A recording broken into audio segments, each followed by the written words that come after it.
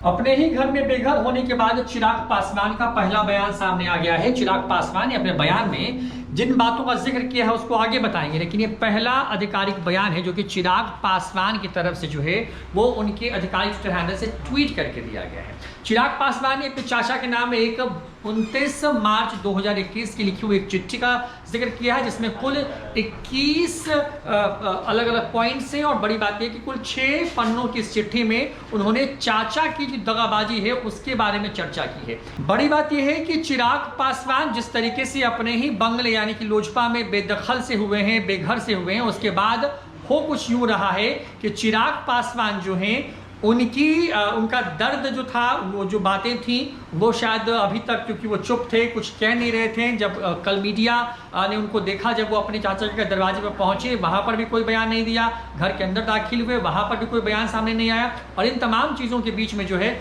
अब चिराग पासवान जो है उनका एक ट्वीट सामने आया है। चिराग पासवान अपने जो ट्वीट है उसमें वो लिखते हैं कि पापा की बनाई इस पार्टी और अपने परिवार को साथ रखने के लिए मैंने प्रयास किया, लेकिन असफल रहा। पार्टी माँ के समान है और माँ के साथ धोखा नहीं करना चाहिए। लोकतंत्र में जनता सर्वोपरि है। पार्टी में आस्था रखने वाले लोगों का मैं धन्यवाद देता हूँ। एक पुराना पत्र साझा करता हूँ। और कुल 2 ट्वीट्स जो चिराग पासवान है उन्होंने किए हैं, और उस 2 ट्वीट में कुल 6 पन्ने शामिल हैं। 29 मार्च का जिक्र है, यानी कि बिहार के साथ साथ देश भर में होली का दिन था। ये कहते हैं कि किस तरीके से होली का त्यौहार नहीं मना पाएंगे। इमोशनल पत्र था, चाचा की नाराजगी का जिक्र है उस पत्र में। और ये कहा कि जब उनको साल 2018 में जब पार्टी का राष्ट्रीय अध्यक्ष चुना गया तो कैसे प्रस्तावक बनकर के वो वहाँ से अलग हो गए, और इस बात से बेहद दुखी हुए थे रामविलास पासवान, यानी कि चिराग पासवान उनके पिता। उन्होंने कहा कि जो उनके चाचा हैं रामचंद्र पासवान, उनके निधन के बाद जो है पार्टी में बिल्कुल एक तरीके से खाली जगह बच गई थी, परिवार में खालीपन आ गया था। और बड़ी बात यह है कि उस खालीपन को भरने की जिन पे जिम्मेवारी थी उन्होंने धोखा दे दिया है। उसी पत्र में वो लिखते हैं कि पिता के जाने के बाद वही पिता के तौर पर थे आपका बेटा, और इस तरह की बातें लिखी हैं।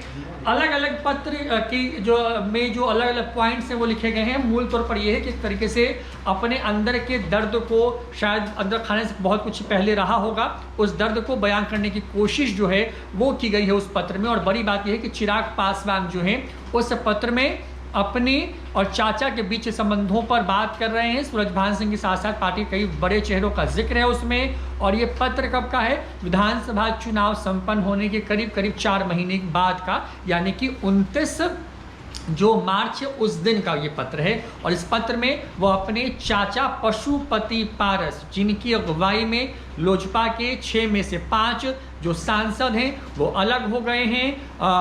अब जो पशुपति पारस है वो संसद दल के नेता बन गए हैं। साथ ही साथ खबर अब ये भी आ रही है कि जो सूरजभान सिंह है उनको कार्यकारी अध्यक्ष बना दिया गया है, और बहुत जल्द राष्ट्रीय अध्यक्ष का चुनाव होने वाला है। यानी कि पार्टी से लेकर के संसद तक में जो है अब पशुपति पारस का सिक्का चलेगा।